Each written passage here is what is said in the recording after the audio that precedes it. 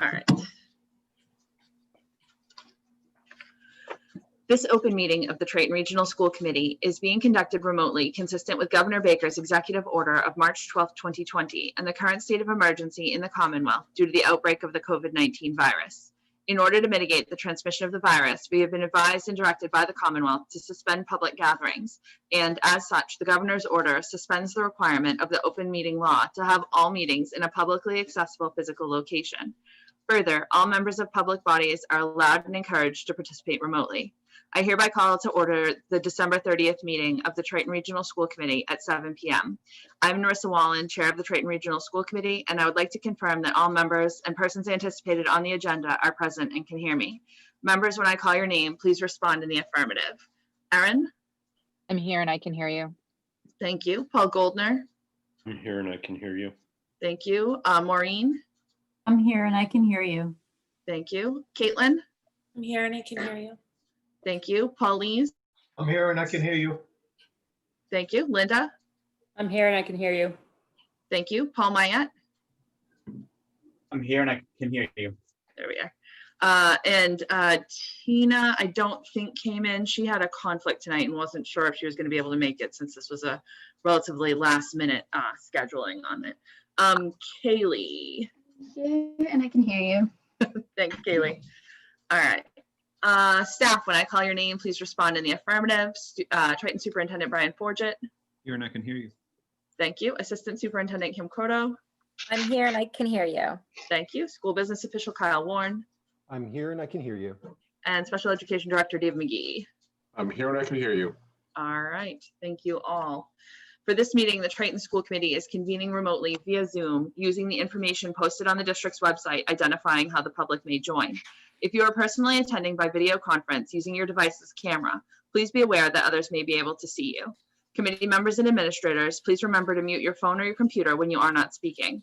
All supporting materials that have been provided to members of this body are available on the district's website with the agenda posting unless otherwise noted. The public is encouraged to follow along using the posted agenda. Each vote taken in this meeting will be conducted by a roll call vote. Please note that this meeting is being recorded and that anything that you broadcast will be captured by the recording. All right, so we're going to jump in tonight. So I'm Narissa Wallen, I chair Triton School Committee, and this is a relatively unexpected meeting of the school committee. This was done in response to the COVID data review groups meeting on Monday to review the data from last week. Members of the public and members of the committee can find that data on the Triton Stay Connected site. You'll find it, there'll be an option that says resources, and then one of the options under resources will be the Triton COVID data dashboard. And you'll see all the data that, the district kind of collects and puts together that's displayed there, and we'll be going through that tonight. I want to jump right in, but I do have one request to members of the public to, let's be a great example, please, for our students. We've had some unfortunate behavior in the past. I would hope that that will not happen tonight. We will turn off video cameras if we have to. We will force mute people if we have to. I do need to add to this, I'm afraid, that the items during public comment, this is just the way it is under Robert's rules, are only on items that are under the purview of the committee. So if there are comments that are on items that are outside the purview of the committee, for instance, on members' personal lives, we will be cutting that person off, and you can either move on to another topic and finish your time at that point, or you can elect to end your comments at that time. So that said, we're going to move straight on to oral communications from the public. The next item on the agenda is public comment. Members of the public, the meeting host muted you as you entered the meeting. If you would like to address the committee, please indicate now that you would like to do so, either by raising your hand on your video call or using the raise hand option on the participant screen. The meeting host will unmute you so that you can address the committee. Please refer to the public comment policy language on the agenda when making your comments, and remember to speak clearly and in a way that helps generate accurate minutes. When you have finished speaking, the meeting host will mute you again. And I'm just going to quickly read aloud the items, the public comment policy language that's on the agenda. Members of the public may address the committee for up to 3 minutes, longer with the permission of the chairperson. The committee will not engage in a discussion on topics raised during public comment, but may choose to add the topic to a future agenda. This agenda segment will be limited to 15 minutes unless extended at the discretion of the chairperson. I do intend to keep it at 15 minutes tonight so that we can hopefully, conclude our agenda or our meeting in a timely manner. I do want to request that anyone that speaks clearly speaks their name at the beginning of their comments for the purpose of putting those in the minutes. It is a 3-minute window for each speaker. When you have 1 minute left, I'll give you the 1 minute sign. When you have 30 seconds left, I'll give you another sign. And at the 3-minute mark, your comments need to be concluded. So all that said, hang on, we've got a few people in the waiting room that I'm going to let in here. And then we're going to move on to Mary. Mary, I'm going to ask you to unmute. Should be requesting that from you. And it looks like you're unmuted, so you should be good to go. Okay. Hi, I'm Mary Anastasio. I'm from Byfield. I'm a mom of a junior, a boy, and his name is John. He's not able to be here this evening. He actually has the privilege of going to an in-person Civil Air Patrol meeting. So I asked him if he had something he wanted to say, and he did. So I wrote it down. Hopefully I'll repeat it back pretty accurately. Learning in remote is unsustainable. I think that all students will suffer in grades and in normal social behavior. So that's from my son. So I just wanted to say that as an opener. I do want to say thank you to the school committee because I know you guys have put forth a lot of effort on this. Also, to the nurses that are on staff and of course the teachers and the admins. I took some time over the vacation to go back and review some of the school committee meetings that are happily online or sadly online, memorialized forever. And I think in a way to look forward, we do need to look back. One of the votes on 9:30, I thought a member of the committee summed up what the committee does as a social services organization. Touched my heart because I really believe that the committee does look to the best way to engage the entire school district for food and for social purposes. On another meeting, the hierarchy of needs was mentioned, and I thought that was also very, very important. The basic needs, the psychological needs, and moving forward with that. I think by looking back, or for me at least to look back and review some of these comments, it really solidified what the goal of the committee is. It's really for the good of the community. One thing that I wanted to point out, I'm a parent that does want hybrid or in person, and the best way that our children learn is in person. I do understand that remote might be an option for some parents or some educators or even school committee members. But everything that we're reading from the Mass General Sandra Nelson, everything is saying in-person learning is the best. So I would hope that during this vote, this committee would weigh both sides of the equation. I think the term balancing it on a teeter-totter was probably accurate, but I do want to point out that some members only have remote in mind, and I would hope that those members would at least see some of the benefit for in-person. So thank you. And like I said, my son, John, he just does not see remote learning as sustainable. So thank you. Thank you. All right, Barrows Clan is next. Should be getting a request to unmute. Just checking if you can hear me. Go ahead. Great. High school committee and superintendent, Bob Barrows. I have 2 children in this, in the school system, in Pine Grove, and I'm a Raleigh resident. Just wanted to reiterate Mary's comment about thank you to everything you do. And of course, this is usually vacation week, so taking your time out of this, so really appreciate it on that. Point being, just want to raise and reiterate, I'm sure you know my position is that the situation at hand is ongoing and will continue to ongo as we hear pieces in the news about new strains and the virus potentially could continue on and, you know, different strains. This is long term, and we keep making decisions, we keep punting. That we need to build a plan that addresses our kids' education now. And we continuously hear that remote doesn't work in many situations. I'm sure it works in some situations, but there are children and parents and families environments that it's not working. We talked about this in spring. We talked about it over the summer. We talked about it in September. We talked about October, November, December, and we're continuously punting it down the road that we think that all of a sudden the magical vaccine is going to solve things. And all of a sudden, January 4th, it's going to be great. I did call out to the committee back in my letter back at the beginning of the month about January 4th and pushing that, setting that date. How could it be? Because you came off of Thanksgiving with the expectation that there would be spread, and that's why we didn't come back right after Thanksgiving. So I was curious that why the January 4th date was set. So these are the things I really want you to think about tonight.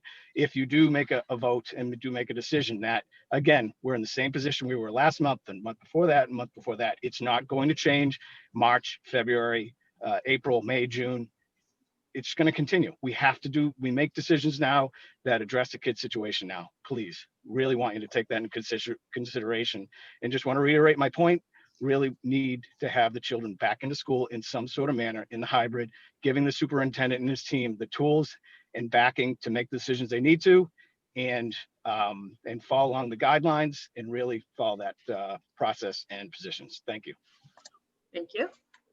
Martha, you're next. Should be asking you to unmute right now. Hey, so the first thing I want to do is once again say thank you to all of you, but more importantly at this time, I really hope that you have all been able to have some quality family time and enjoy and relax a bit, because just as parents and kids, as well as the staff, have been inundated and crazy in this whole process, you guys have been along the route for the ride with us. So I wanted to make sure that I said thank you. And I really do hope you guys have, had some relaxation time. That being said, I'm just going to actually say it directly. I expect that there will be a delay, and I know that's probably strange coming from me. But it's just something I expect at this stage of the game. And my hope is that if that decision is made, it is made based on what is in the best interest of the kids. I think one twist, or, a couple of things I'd like to bring up. I really would like to see the public health staff and the nurses and/or a medical professional added to these conversations. I know that in a lot of other towns, they do have medical staff that are serving as advisors. And I would love to see someone added to these conversations when we have them. I guess I'm disappointed that oftentimes I don't hear from any of the public health staff or nurses at these meetings. And I'm not saying that they're going to disclose stuff. I know they can't. But just even to have them here and engaged in these conversations would be appreciated. I think the only other thing that I'm going to throw at you that might be a little curveball, and I will consider it very selfish on my part. I've said it again. My son James is a senior. He's heading down the last 5 months of his time at Triton. And I would like you guys to seriously take a look at the number of kids that are attending at the high school. How many parents and kids actually say, I want my kid in school and I'm going to attend? And when you have those numbers, could you really take a look at whether or not you can add the seniors to the special populations list? These kids have 5 months left of their time in Triton. And I think they deserve something more than what they are getting right now. I get it for a lot of other kids, and my goal is not to tick people off, But at the end of the day, that is what these kids have left. And let me be real. I don't expect them to have a prom. They didn't have a junior prom. I don't see a senior prom coming based on everything I'm seeing. I'm just not seeing 300 kids being able to be somewhere, even if we host it and hold it at Salisbury Beach for them. I don't see it.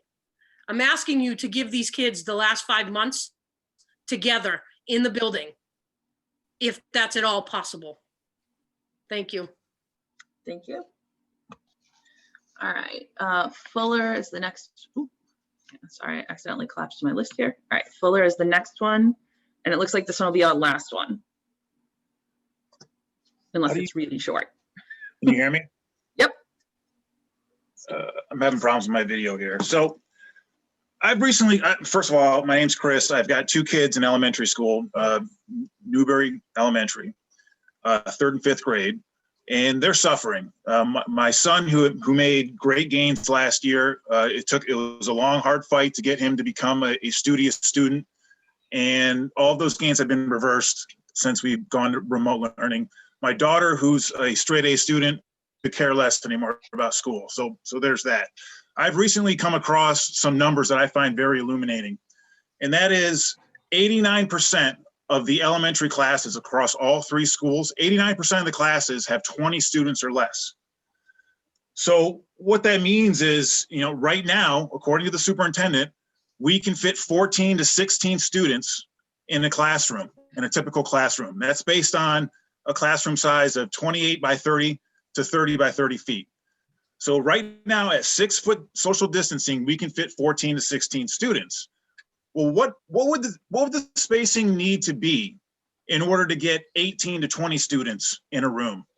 I would submit to you that we wouldn't have to decrease that number by much. What if it's 5.5 feet? What if it's 5 feet? DESE already says that you can be 3 feet together.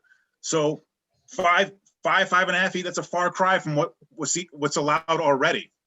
So I would suggest to the committee and to the superintendent to do a full survey of every single classroom in the district so that we can get the data to make a scale model for every room and figure out how many kids we can fit in each room. If that number ends up being 5 feet, you can get 20 kids in a classroom at 5 feet, you've solved 90% of your problem. And I guarantee most parents would be willing to sacrifice 1 foot of social distancing to get their kids back in school full time. And I fear that if we don't get our kids back in school full time right now, this semester, we're not going to end the semester full time. If we don't get them in school right now, at least hybrid, we're not going to end full time. And if we don't end full time, we won't start full time in the fall. And if we don't start full time in the fall, we're going to be right back here in a year from now. So I challenge the school committee today to find the will to find a way to make things work, because it's really not that big of a difference. Right now, you can fit 14 to 16 kids in a room. What do you have to do to get 18 to 20? It's not that big of a difference.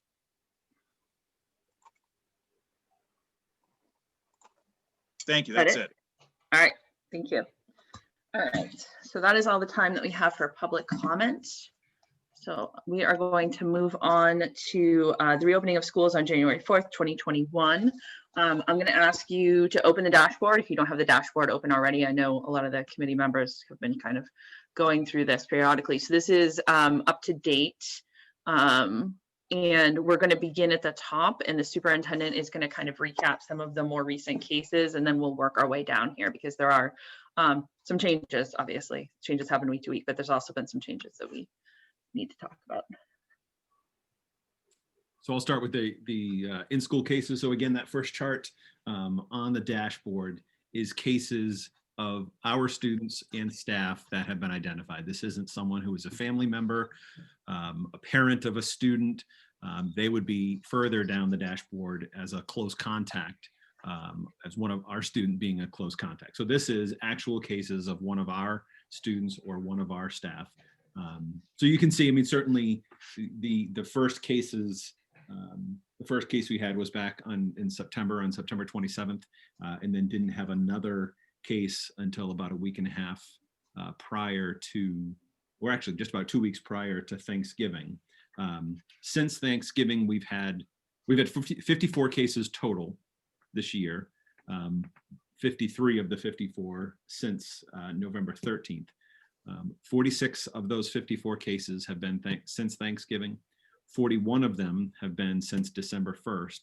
And then if you go back to 2 weeks following Thanksgiving, 31 of the 54 cases have been identified since the 2-week mark after the Thanksgiving holiday. So, you can see the most recent cases. In the most recent days, we've had several over the break that we've been identifying. Obviously, with the holiday on Christmas Eve and Christmas, there was some lag in reporting that out over the weekend, but then posted those to the dashboard earlier this week, and also made another entry for yesterday and one additional case at the high school today. So that's where we are at as of right now. Again, 54 total cases since the start of the school year, but it really has been, except for that one case back in September, it's been 53 of those cases have been since November 13th. So any questions about the recent cases as we've been reporting to you? Obviously, I've been sending you all an email just to kind of note that the cases are happening. We've had at Pine Grove, I believe we confirmed that there was in-school spread with students. There was a classroom that had both staff and students that have been diagnosed since that initial diagnosis a couple of weeks ago. So that was the first case of in-school documented spread with students. Prior to that, we did have in-school transmission with staff, but that was back in, I have to go back and look at the numbers, but I believe that was back in October into early November. So that's been some time since that point. So not sure if there are other data points that would be helpful or other questions that you all have on that data, but that is. And then I'll come to Maureen after. Sorry, Paulise. Brian, can you give us an idea on Oh, we lost your audio, Paul. how about now? There you go. You're back. Brian, can you give us an idea as of Monday, how many of our staff members are not going to be teaching? Because they are quarantining. Yes. So I would say out of it's at the bottom of the dashboard that hasn't been adjusted for this week yet, but I would say my biggest concern right now is staffing. Certainly, we're talking about a surge. We're talking about the expected increase in cases after the current winter holiday and New Year. We've had discussion. I know all the stuff we're going to talk about. We met with the data review group on Monday. So there's certainly questions about contact tracing. Actually, there was a concern about contact tracing, and it's now since the CARES Act was extended, so the town's funding for that was extended. But as we went through that whole conversation, I would say right now, my greatest concern is when we return on January 4th, having enough individuals to staff in school learning. That is a significant concern I have right now. That's been, I believe it was yellow all along on the dashboard. I would say as of today, that is red or approaching red very, very quickly. And that's based on information we had prior to the break, as well as new cases have been identified over the last, I guess, is it 7 days since last Wednesday. That answer your question, Paul? No. No. So Brian, can we just try it a little differently? Can you tell us how many members are not going to be teaching on Monday, staff members? Brian, you're muted. Quite sure how I got muted. I cannot tell you an exact figure. No. Several. I mean, at each of the buildings, going into the break, 3 of the 5 buildings in our conversations with principals, we had a concern about being able to make sure that we had staffing in all classrooms. And I would say that has only increased over the last 7 days since the break started. Are we good now, Paul? I don't think he can give you an exact number because honestly, things are changing daily. Yeah. I can give you one number right now, and it'll be different tomorrow. I wouldn't even say it could be different tomorrow. I guarantee it will be different tomorrow. And it will certainly be different by Monday the 4th. All right, Maureen? Brian, I just wanted to go back to the in-school spread comments. You talked about Pine Grove as showing in-school spread. there are other schools, right? High school, middle school also have, am I correct in that, in school spread? No, No, nope. okay. So there's none in the high school? Got to go back through all those 54 cases. No, there was, so again, in school spread is there's someone who is diagnosed. We then quarantine, right? And then those who are quarantined, that's usually the pattern, right? So it's someone who was then in close contact, develops, that's when we call it in person or in school spread. We never know for a fact, right? There's no whatever the right medical testing to show where someone catches, but it's process of elimination. So it was at Pine Grove where that occurred. And I'm sorry, it was for staff, it was Pine Grove and Newbury Elementary. Oh, okay, I was gonna ask Newbury next. Middle school, high school. There've been classrooms or programs that had to be quarantined in their entirety, but that no in-school transmission emerged from those quarantines. Okay, thank you. Other questions for Brian before we move on? All right, so going back to the dashboard, excuse me. The next item on there is classes in schools that are currently remote. So I think this is, obviously fairly well known. It'll be updated again on Friday. But those are the 5 schools that are remote. And then in addition to that, there are 2 classes that are currently remote that are for the high priority learners, essentially the students that were still in classrooms.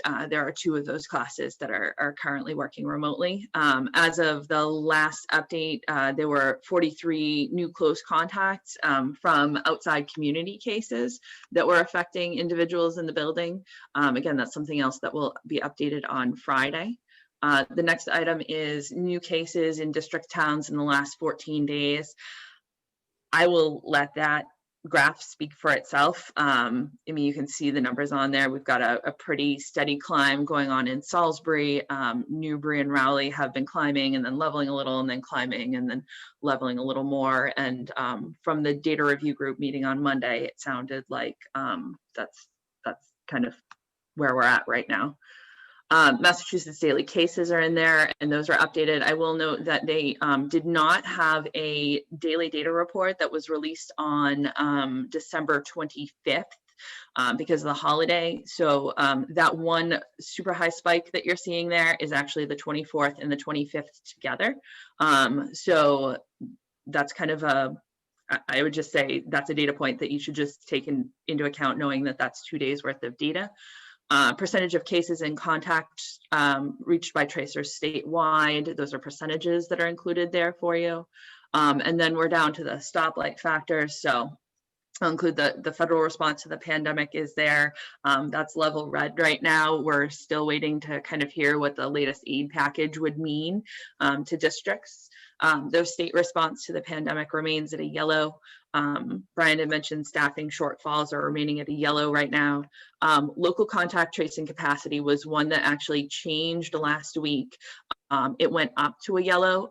We were notified the Friday before that last partial week of school that the towns had actually run out of the funding that was needed to keep the contact tracers on that have actually been tracing all the cases. They had already begun at that point the process of furloughing the contact tracers. They were pursuing all avenues to try and get some additional funding because they know that that's extremely important. And one of the things that I believe it was Deb identified for us on Monday was that that it wasn't just our 3 towns that were going through this issue with having to furlough their local contact tracers because they were running out of funding. It was actually a lot of cities and towns statewide that were going through that process. And those cases, at that point, we do have a part-time public health nurse in each town that can do some contact tracing on those. Obviously, Kristen, our school liaison, was working on those as well. But once their capacity was taken, which they only have, they're part-time by and large, their option was to to take those cases and push them into the contact tracing collaborative that the state runs. And that was happening with a lot of cities and towns statewide that were suddenly running low on funding, having to furlough their local contact tracers and push their contact tracing into the statewide system. As of, what's today? Today is Wednesday. As of yesterday afternoon, we were notified that, as the superintendent mentioned, they did get their contact tracing funding extended. So as new cases come in, they'll be able to bring those contact tracers back online and have them work those cases, which is a huge relief. And many thanks to our towns for their hard work on that to try and find funding. I know they were literally texting during our meeting on Monday to just check in and see where avenues for different funds might come from to be able to continue to fund those folks. But those are now coming online. We'll check in with them on Friday to see if the contact tracing alert level, that stoplight level, yellow, needs to come back down, or if it needs to stay there for a longer period of time. Testing turnaround time continues to be a concern. We talked about this in the Monday meeting as well, and you know, it's an issue locally. That's about all I can say at this point. And then difficulty identifying the transmission source by and large remains low, so that's something that we've left at the white, essentially off the stoplight overall for right now, not even bumping it up to the green level. So that's the dashboard right there. Are there any questions on that? Any of the items, any of the data points? I think they're hopefully pretty straightforward. All right, so seeing no questions, the data review group met on Monday. I know Brian and Kim from the data review group are here, so I'll let them kind of speak for themselves as part of this process. For the head nurse, the Newbury health agent, and our contact tracing liaison for the schools, I just asked them what I could say for them, and they said that you know, they have concerns about where the cases are going right now, about the holidays, about the strain on our local resources for being able to respond. Their recommendation for the three of them was that we stay in the remote model that we're in right now. So the high priority students that are currently in, stay in. The students that are currently remote, the district model overall, remaining in remote for the next 2 weeks. So that was their recommendation. I will say Deb, the Newbury health agent, did say, you know, she understands that there are other factors in play here. She would understand whichever way it went, but that she felt like the 2-week delay was the appropriate way to go. And Frank, the Raleigh health agent, was also on that call. Frank said that he didn't have a strong opinion either way. So, and Maureen was on that call too. I would say, is there anything that I missed or misrepresented there, Maureen? Okay. All right. So I'll defer to the superintendent and the assistant superintendent if they want to weigh in on this at that point, but that's kind of where we left at the end of the data review group meeting. I would just add, when we were having that discussion, we were thinking, when we were there at the table, we were talking through and working under the assumption that the tracing money was going to go away, right? That there was a very uncertain future. So I did reach back out to both Deb and Tara after confirming that we do have funding in the I guess we're going to call it the tracing arrangement that we have. I don't know what else to call it, but where the three towns have hired Kristen Jolivet and also have their resources available to pay tracers rather than having to default to the state the contact tracing consortium, which has even a longer turnaround time and response time.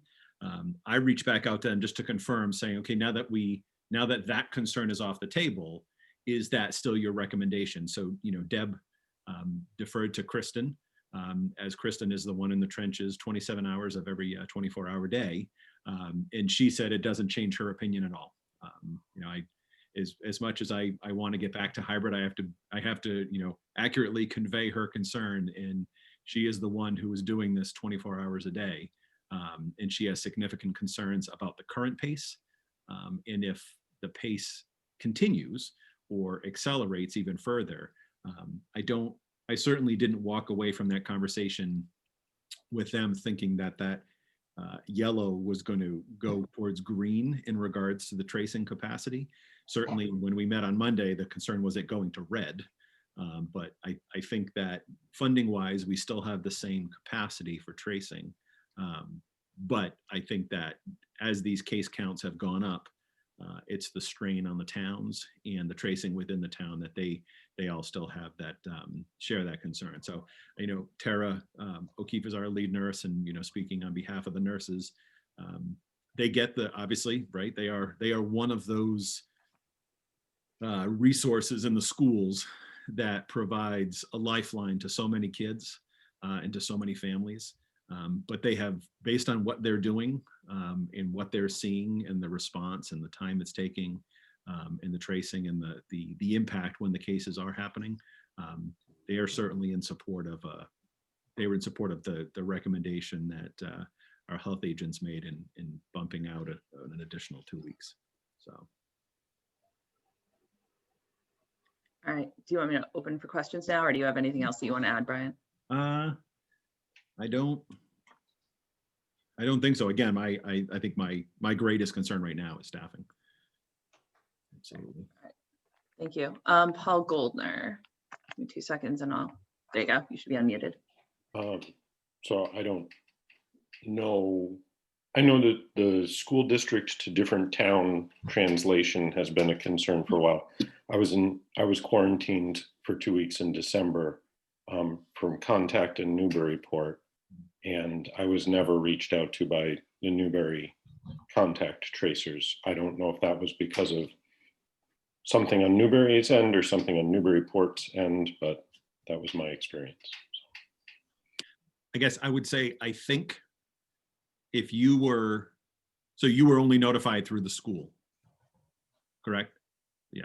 Yeah. And I think it depends, certainly there's the definition of, for us, we have the definition of, at the elementary level, you're a close contact if you're in the same self-contained classroom for a full day at the elementary level. That is not the state standard.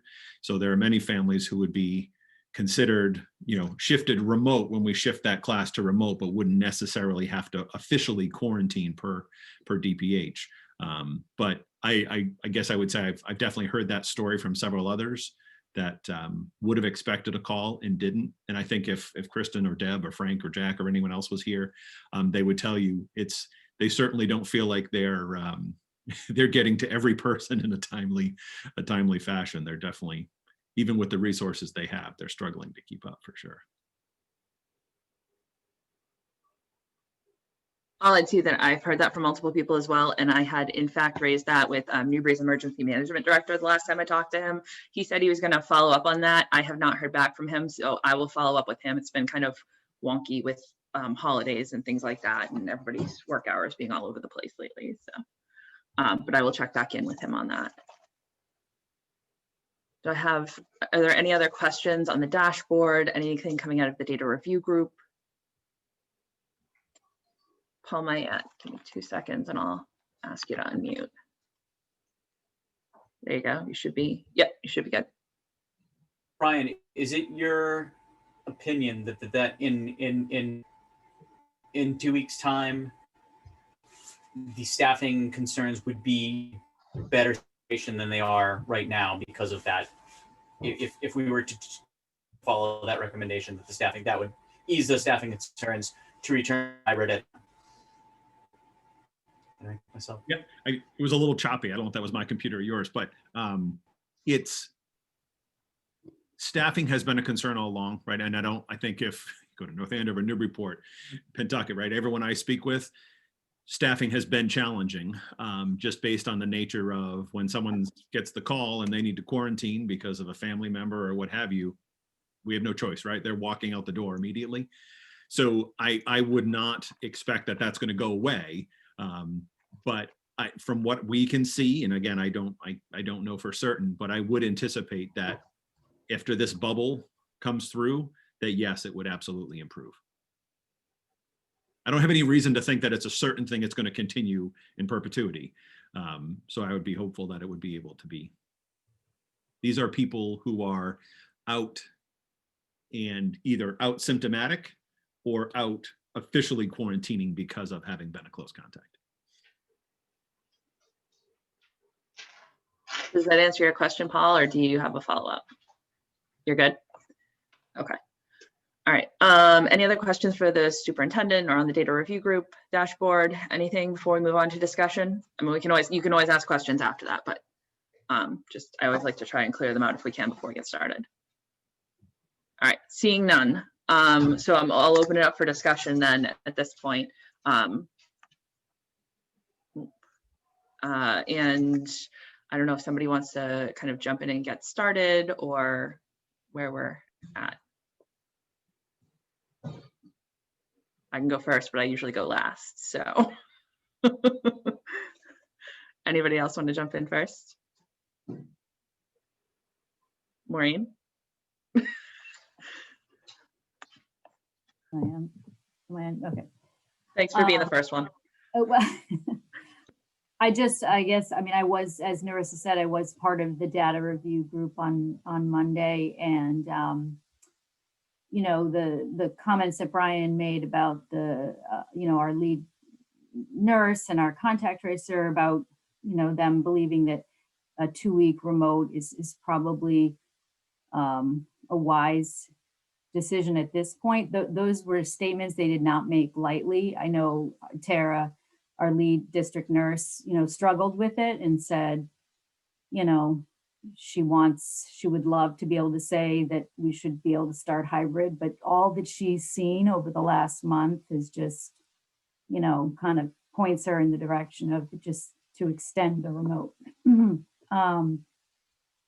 So I just wanted to make that point. I mean, you know, we all want the kids to go back to school as soon as possible, but we also have to, you know, listen to what's being told to us by our health agents, you know, by the medical staff that's that we're working with in this data review group. So I guess I just wanted to say that. Yeah, that's fair. Thanks, Maureen. Anyone else want to jump in here? All right. I mean, oh, Paulise, go ahead. I just would like to hear from Kim Croto. Kim, are you? Yeah, you're a host. You can unmute yourself. In particular to anything, Paul, or do you just want to hear Kim talk? Well, she'll tell a joke if she wants, but after that, I'd like to hear what she has to say about this. Well, I hear I'm not a good joke teller, so I'll just get right to my opinion. You know, I agree with Maureen that it's a difficult situation. Nobody wants to see the kids out of school. We know that there are certain kids who are struggling, and we're really working to try to get them in school. But on the flip side, we've set up a dashboard. We've done extensive work trying to look at all of the data over the last couple of months to make sure that we have some informed decisions. We are not just making these from a place of emotion, that we are trying to do something that is very challenging, but that we are having professionals lead us down hopefully the correct path. And so in saying that, when we meet on these weekly bases with these school nurses and with these health agents, that we can feel confident from getting input from people who know things that and see trends that we may not be able to see from our position and from our lens. So I do believe that the best thing at this point, whether it's the popular view for parents, and I totally get it. I have kids who are in the same situation and want nothing more to be in school, but at the expense of what? And I think we see right now the last kind of phase of all of the holidays and the social gathering. And I do believe that this is just my own personal opinion with the release of the vaccine. I actually see more people out and about because they almost believe that this is false security. And so over the last few weeks myself, I've seen more and more people out. And I think that is going to have an impact in a really big disruption in school if we try to move back too soon within this return. And I think even before this, we struggled in that last week of school with finding coverage, whether people were in quarantine or all schools wiped out. And we were shuffling people around. And at that point, you know, you question, would the kids have a better education if they were at home with their teacher in a remote setting? And if we're looking at just this 2 weeks to be safe as opposed to being very disruptive, then I'm willing to be proactive as opposed to trying to piece together something in 2 weeks that is not going to be a quality education. And we will continue to try to support those kids who are struggling the most with it. So if we can get through these next 2 weeks and be safe about it and smart about it, then that would be my decision based on what the professionals and our own dashboard has kind of pointed in the direction of. And that's all I got. Does that answer your question, Paul? Yes, thank you. You're welcome. Thanks. Did you have anything else you wanted to ask, Paul? No, you're good. Okay. Any other questions or comments from the committee, discussion? And I will say, like, I wish, if I had one wish in all this, it was that, you know, we were in a situation where we're able to have kind of these lower pressure conversations, which is where we end up on Mondays, right? It's these, let's talk about anecdotes, let's talk about you know, kind of the real situation and where people are at. I wish we could have those, but when you have 190 people attending meetings, that gets really hard to have those honest kind of informal conversations here. And that's one of the reasons why we've opted to have those on a weekly basis. The kind of what I heard from the committee when we started forming that group was that, you know, you wanted to hear from us if something significant changed. So I think, you know, part of this, the driver for this meeting was that idea that we were going to have a contact tracing issue, a big one. I mean, they were not shy that that if we had to move to a lot of use of the contact tracing collaborative, that it was going to be very difficult and cause time lapses, gaps in communications. Apparently, unless they have the actual case number, our local folks can't go and access those records, which is a major thing, because then our local people that may be working on another case can't even access the cases that have been assigned to the collaborative to see where those linkages and those kind of relationships are between the two of them.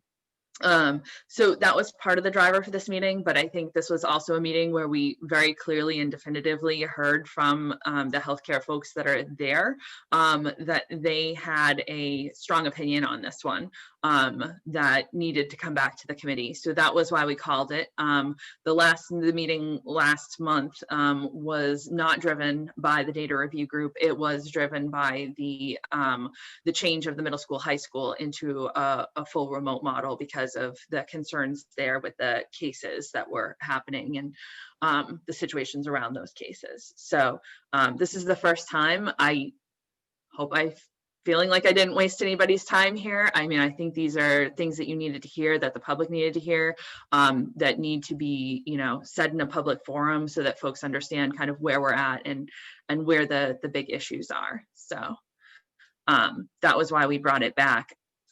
I mean, personally, when I was listening to the data review group participants on Monday, I was concerned with what they were saying. I mean, I don't think it was anything new, right? It's just the current circumstances in the situation that we're already in with our towns being some of the, you know, highest case rates in the state, and the cases that we've had in our schools, which I've listened to other school committee meetings this week. I've been, I don't even know what the word was, shocked in some cases at how our cases have compared to the cases that they've quoted in their meetings. In some cases having, you know, similar student populations and twice the number of cases that other districts have had. So that's been kind of an eye opener for me this week as well. My inclination is to follow and go with a 2-week a 2-week addition to the remote period that we're in, where pre-K in the early grades would, stay in on the schedule that they've been in, and the high priority students in the remaining grades would stay in for their 4.5 days. I don't know. That's just where I'm at right now, after having listened to everything I've listened to on Monday, and like I said, listened to since. So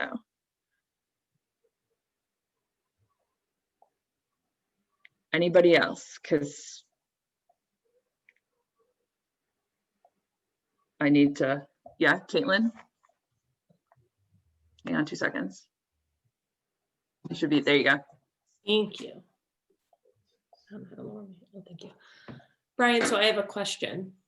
Having sat through that meeting and we just heard what Kim said, do you think it's in the best interest, have the principals, your leadership team come together and said, given all of this, an extra 2 weeks is the best way to handle it as well? Yes. Okay. Thank you. I should say reluctantly, yes. And then for me, I feel like the data, Kim was talking about the data on the dashboard. Like Narissa said, that yes, the student cases are higher than in some other comparable districts. Tracing, I feel like, is in a good place. For me, I don't think we have the staff in place to open up on Monday the 4th. So, yeah. Anything else? Caitlin, did you have a follow-up question or? No, thank you. Okay, thank you. Maureen. Well, I'd like to make a motion, I think, based on,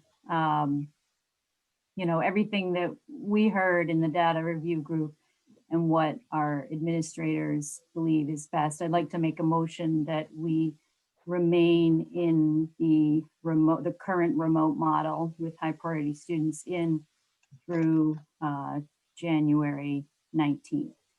To return to hybrid on January 19th. January 19th. So just to confirm, it's through Friday the 15th is where we would remain. Okay, that's a better way to say it. Through Return on Monday, Tuesday. right, to return hybrid on Monday, January 19th. Just Tuesday, January 19th. Sorry, Tuesday. Sorry, writing. Okay. Is there Aaron? In 2 seconds, I will unmute you. I'll second. All right. Thank you, Aaron. All right. Any further discussion? All right. Seeing none, I need a roll call vote on this. Hang on, let me unmute you all.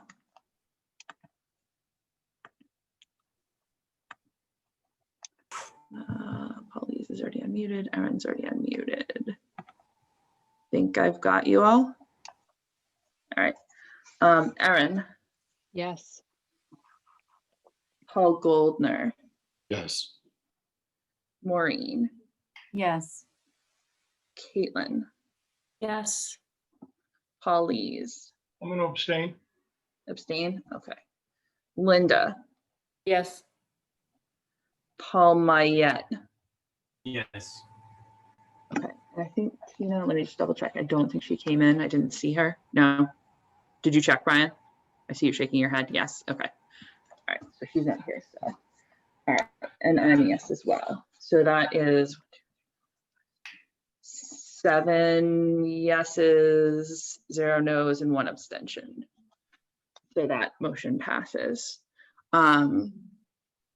So Brian, I'll work with you on getting a communication together on this. I mean, and I would just say for the folks that are on the line, I know many of you are doing the right thing, but I hope you can continue to do that because I listen to the governor's addresses every day, pretty much, or every day he has them.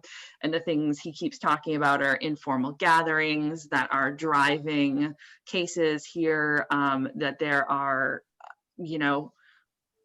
I'd say, I guess, unwise decisions being made that are driving cases here, that they need more people to be cautious, that they need them to wear masks. And I would hope that everyone locally will do that because that is also going to drive what what happens with our schools. So the more careful and cautious we all can be, the more likely it is that, local case numbers will stay low. We know local case numbers, once they're actually present in our schools, then directly affect the number of close contacts that are forced to quarantine from those, which is where a large number of our staffing concerns come from. So the more that we can control that locally, the better off we'll be. So I hope that we can all do our best on that line. Brian, I know you asked about athletics as a follow-up. Yeah, so my question is, obviously you approved winter athletics. They are starting or have started. They started back in December and are continuing. The question is, do you have an official opinion about spectators at events, or is that something you would like me to manage? I can tell you there's been no official word across the Cape Ann League. Obviously, I think we talked about this. The swim team, we host the co-op, meets at the YWCA in Newburyport. Spectators cannot be in that facility, but for both basketball, we participate in a downhill skiing. That's obviously outdoors. That's very different. But for basketball in our gymnasium, and then hockey that meets over at the Graph, there has been no official Cape Ann League decision.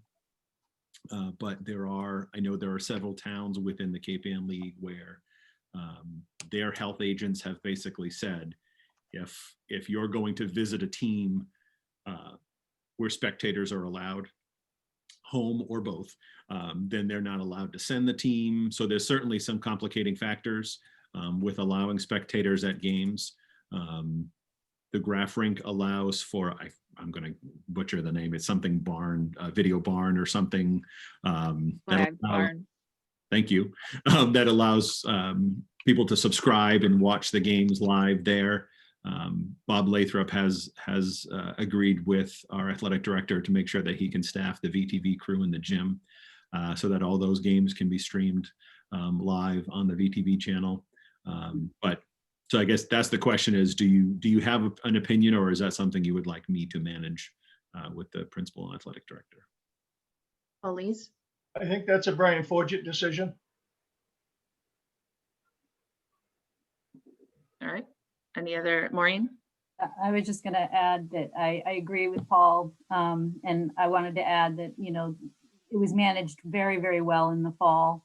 I had a fall athlete, and they started out where parents weren't allowed, and then we were remote then, and then we went hybrid, and they allowed, I think it was 2 spectators per athlete, and Tim Alberts did a great job managing that. So I have complete faith that he would do a great job managing the winter situation as well. So I share the same confidence that he will absolutely do a great job, whatever the decision is.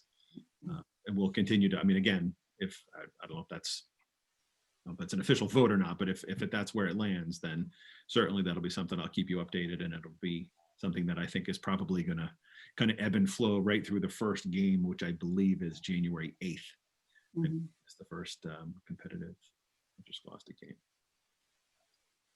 Any other discussion on that?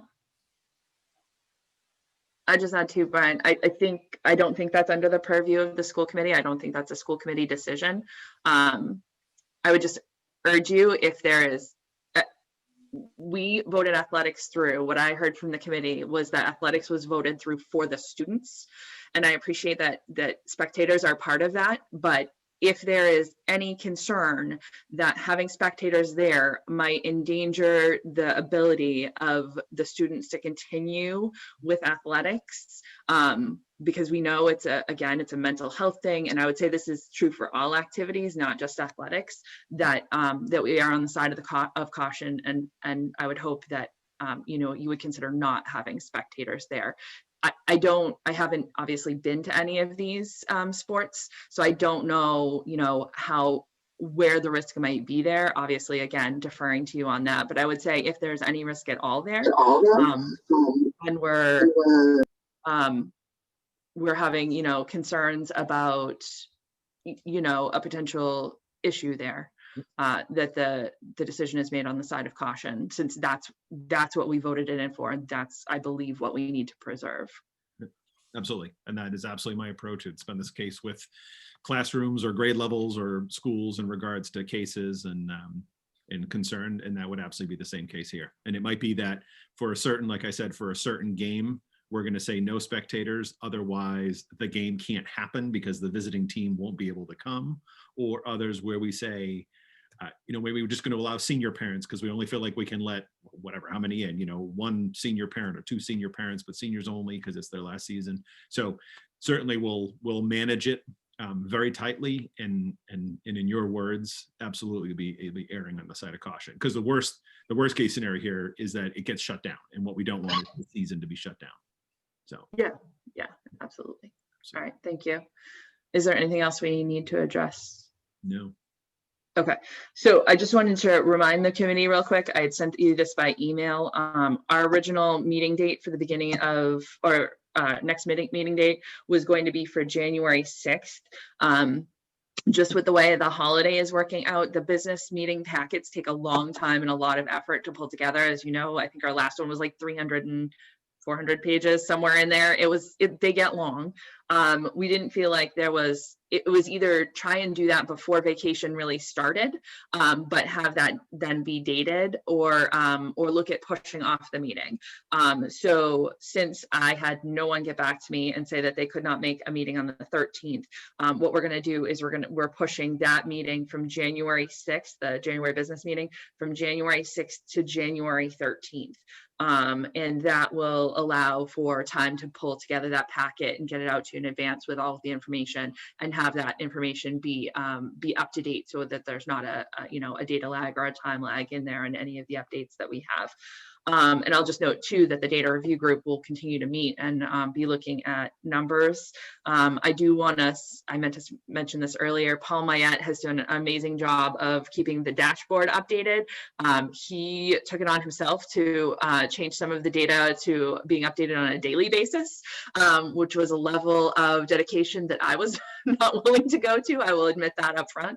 And Paul has done that and done an amazing job on that. And I wanted to thank the committee and the public. Again, this is, in the middle of the break week, and we had a lot of people come out for this, and people weigh in during public comment. And obviously the committee take the time to kind of review the data coming in and then come to the meeting tonight. So I appreciate all that. I wish we had not had to meet this week. My hope was, I think I was still saying like 80-20 at the end of last week on whether we're going to have to meet, not knowing, knowing kind of that we are losing contact tracers, but not knowing, kind of where the rest of the data was going at that point. And it was unfortunate that we had to meet this week, but I appreciate everyone taking the time to go ahead and do that. So all that said, the next planned meeting is January 13th at 7 p.m. and we'll have the agenda out to you the week before that for the business meeting. Can I get a motion to adjourn, please? Motion adjourned. I'll second.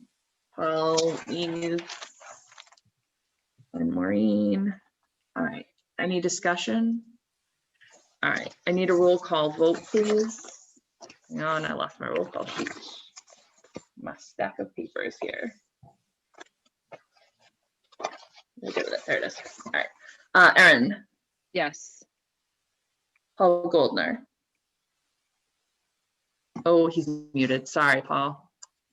There you go. You're a yes. Yes. Maureen. Yes. Thank you. Caitlin. Yes. Paul Lees. Yes. Linda. Yes. Paul Mayette. Yes. Still no Tina, and I'm a yes as well. So thank you all for your time tonight, and we will. I'm sure I'll be emailing you in between with updates, but we'll see you next on the 13th, hopefully. Thank you all. Have a good night. Great night, everyone. Happy New Year.